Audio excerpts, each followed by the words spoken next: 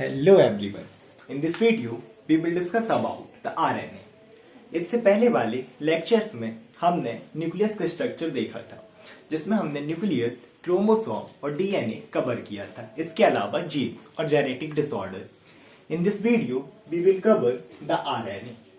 तो सबसे पहले आरएनए से स्टार्ट करते हैं. The RNA is stand for ribonucleic acid. यानी कि इससे एक चीज क्लियर हो गई कि RNA is the nucleic acid.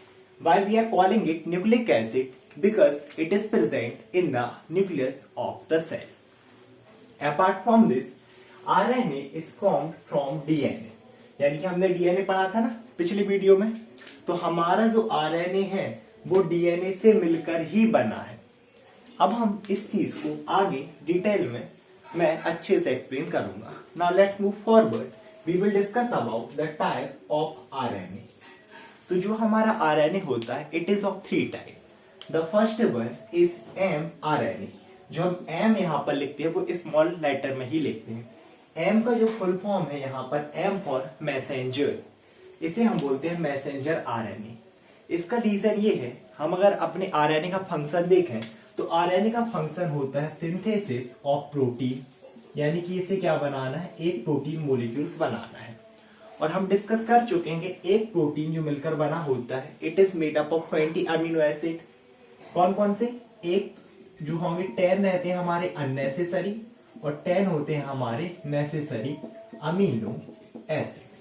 अब इसमें से क्या होता है कि जो 10 अननेसेसरी हैं वो तो हमारी सेल के पास पहले से ही प्रेजेंट है. अगर आप देखें किसके पास, हुई पर्टिकुलरली राइबोसोम के पास 10 कौन से प्रेजेंट है, अननेसेसरी. अब यहां पर हमें नीड है इन 10 नेसेसरी की, ताकि एक प्रोटीन मोलिक्यूल्स बन जाए.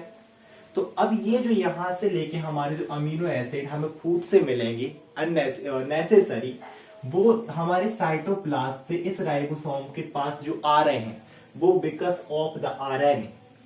तो इसमें सबसे पहले जो फंक्शन रहता है हमारे mRNA का, ये क्या करेगा, जैसे ही हम क्या करेंगे फूड का इंटेक करेंगे तो हमारे न्यूक्लियस को पता चल जाएगा किसने खाना खाया है और इनके अंदर क्या प्रेजेंट है. इस फूड के अंदर these 10 अमीनो एसिड. तो सबसे पहले हमारे न्यूक्लियस से पर्टिकुलरली mRNA क्या मैसेज करता है, मैसेज, और या फिर यहाँ पर लिखा है सेंड कोड. कोड मतलब भी होता है मैसेज फ्रॉम डीएनए से टू साइटोप्लाज्म. साइटोप्लाज्म में भी हम बोल सकते हैं tRNA. यानी कि mRNA मैसेज करेगा tRNA को कि हमने खाना खाया है और 10 नेसेसरी अमीनो एसिड आ गए हैं. अब सेकेंड टाइप है हमारा tRNA. T फॉर ट्रांसफर या ट्रांसपोर्ट.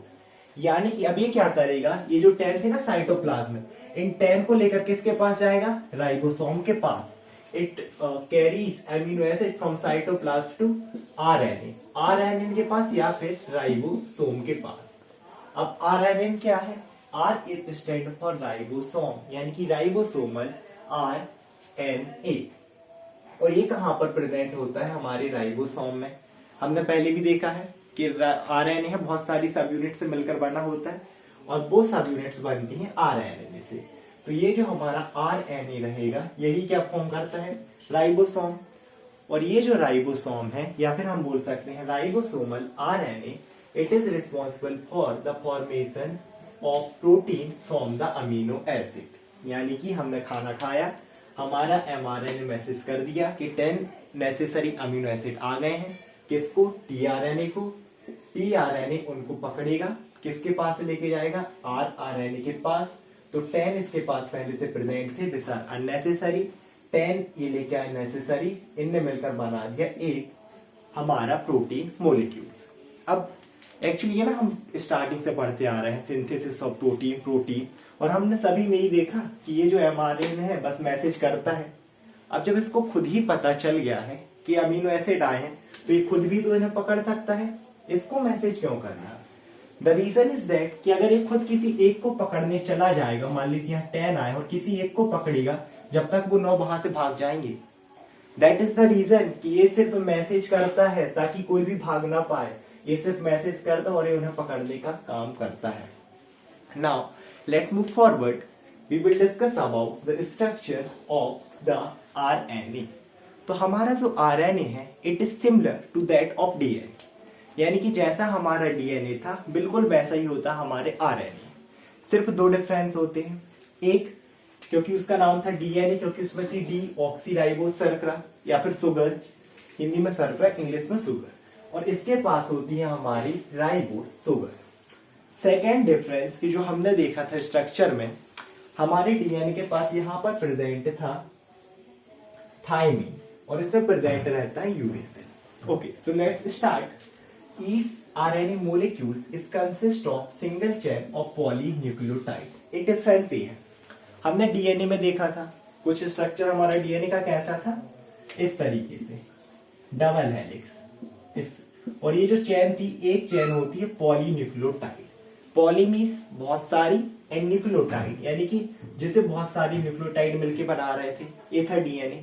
आरएनए होता है सिर्फ हमारा सिंगल स्ट्रैंड, यानी कि ये है एक पॉलीन्यूक्लियोटाइड चेन जो कि बहुत सारे न्यूक्लियोटाइड से मिलकर बनी है, तो ये रहता है सिर्फ हमारा सिंगल स्ट्रैंड। इसके अलावा अब हम डिस्कस करते हैं कि हम लोग पॉलीन्यूक्लियोटाइड, तो पॉली मतलब तो समझ में आ गया बहुत सारे, और न्यूक्लियोटाइड। अब हम देखते हैं कि व्हाट इज न्यूक्लियोटाइड।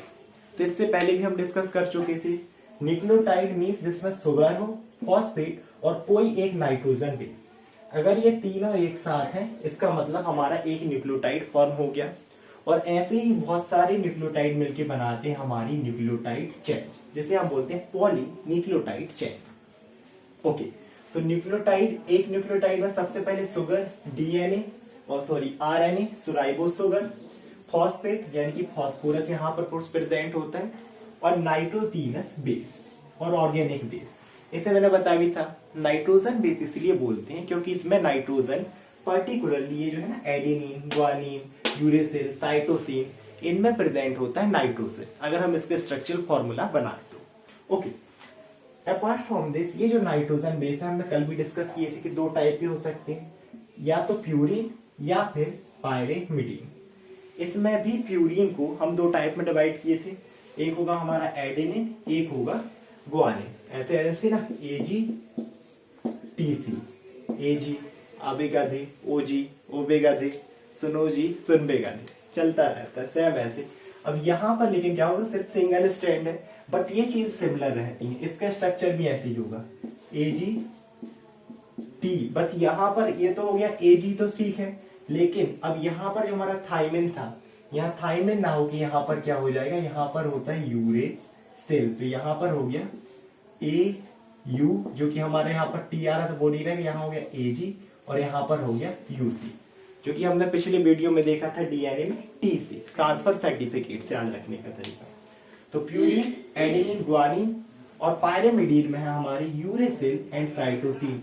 डिफरेंस सिर्फ इसी का है। अगर आप इस यूरेसिल की जगह हम यहाँ पर क्या कर दें, थाइमिन कर दें, यहाँ पर अगर हम थाइमिन कर दें तो ये, और इस शुगर को अगर हम क्या कर दें, राइबोज से डी ऑक्सी राइबोज शुगर कर दें, ठीक है, तो ये हमारा क्या बन जाएगा, ये हमारा बन जाएगा डीएनए मोलिक्यूल्स, क्योंकि ये तो डबल स्ट्रैंड हो ही जाएगा। बस मेन डिफरेंस है यहाँ पर यूरेसिल और थाइमिन। अगर थाइमिन प्रेजेंट है तो हमारा डीएनए, यूरेसिल तो आरएनए। ऐसे ही अगर राइबोज शुगर तो आरएनए, और deoxy ribose sugar so DNA. ठीक है, अब मैंने यहाँ पर एक इंपॉर्टेंट लाइन बोली थी, RNA is formed from DNA.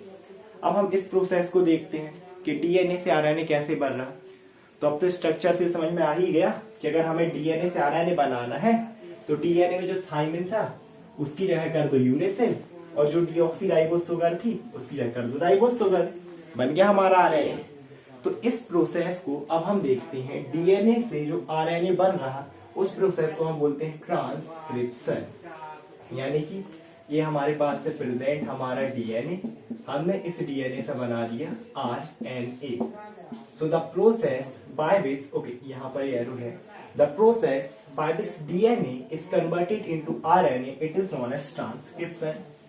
अब फिर से यहाँ पर अगर हम यहाँ पर अब क्या कर दें कि अब आरएनए से हमें बनाना है डीएनए, तो यहाँ राइबोज शुगर को कर दो डीऑक्सीराइबोज शुगर, और इस यूरेसिल की जगह हम कर दें क्या, थाइमिन। तो ये क्या बन गया हमारा फिर से आरएनए से डीएनए। तो इस प्रोसेस को हम क्या बोलते हैं, अब मैं एरो बनाता हूं ऐसा, यानी कि हम डीएनए से आरएनए भी बना सकते हैं as well as we can make DNA from RNA. तो अब यहां से अगर हम क्या करें, इस RNA से DNA बनाएं तो प्रोसेस तो वही है फिर से ट्रांसक्रिप्शन ही, लेकिन ये थी सीधी और ये उल्टी, तो एक होता है सीधा गैर और एक होता है रिवर्स गैर, मतलब पीछे करना। तो क्योंकि हम यहाँ पर उल्टा कर रहे हैं तो इस प्रोसेस को बस हम बोल देते हैं रिवर्स ट्रांसक्रिप्शन। डीएनए से RNA transcription, from RNA to DNA reverse transcription. इसके अलावा एक अप्राक हो सकती है कि इस आरएनए से क्या बन जाए, हमने देखा था अमीनो एसिड, इस आरएनए से क्या बन जाए अमीनो एसिड, इसे हम बोलते हैं translation. From RNA to amino acid it is known as translation, but it is the non reversible process, ये रिवर्स नहीं होती। अगर एक बार आरएनए अमीनो एसिड में कन्वर्ट हुआ तो अब इससे हम आरएनए नहीं बना सकते, जबकि यहाँ डीएनए से आरएनए और आरएनए से डीएनए बन सकता है। नाउ यहाँ पर एक प्रोसेस और होती है replication. What is the mean of replication और रेप्लिकेट? ये प्रोसेस होती है जहां हमारा डीएनए खुद डीएनए से डीएनए बना ले, यानी कि डीएनए की एक और कॉपी बना ले, इसे बोलते हैं replication. Interesting thing is that कि रेप्लिकेशन होता क्यों है? जब एक डीएनए प्रेजेंट है भाई तो दूसरे की क्या जरूरत है, एक तो पहले से ही था। इसकी इंपोर्टेंस ये है कि यहाँ पर क्या था, एक तो हमारे पास पहले से प्रेजेंट है। अब ये होता है ड्यूरिंग सेल डिवीजन। अब मैं सेल डिवीजन बहुत अच्छे से बताऊंगा और सेल डेथ भी, लेकिन बाद में अभी हमारे पास क्या प्रेजेंट है, डीएनए। एक सेल में क्या प्रेजेंट है, डीएनए। तो ये जो डीएनए है अब अपनी रेप्लिकेशन कब करेगा, जब सेल को डिवाइड होना होगा। What is the meaning of cell division? Cell division का मतलब एक सेल से दो सेल बनाना।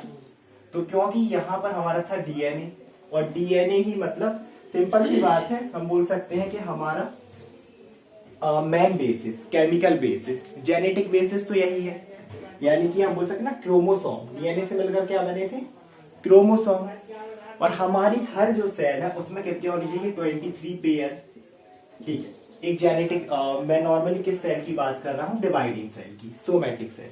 तो एक सेल है इसके पास है 23 पेयर, लेकिन अगर ये दो में डिवाइड हो रही और हमारे पास एक ही डीएनए है, मीन्स या 23 पेयर, तो जो नेक्स्ट सेल रहेंगे उनमें तो आधे आधे जाएंगे, मतलब डेवलपमेंट गड़बड़ हुआ। दैट्स वाई हमारा जो डीएनए रहता है ये खुद की कॉपी बना लेता है, यानी 23 pair as well as 23 pair और हो जाते हैं। तो 23 पेयर यहाँ जाएंगे और 23 पेयर यहाँ जाएंगे, यानी कि डीएनए यहाँ पे भी आ गया और डीएनए इस सेल में भी आ गया। That is the importance of replication. I hope आप लोगों को वीडियो समझ में आया होगा। Thank you so much everyone.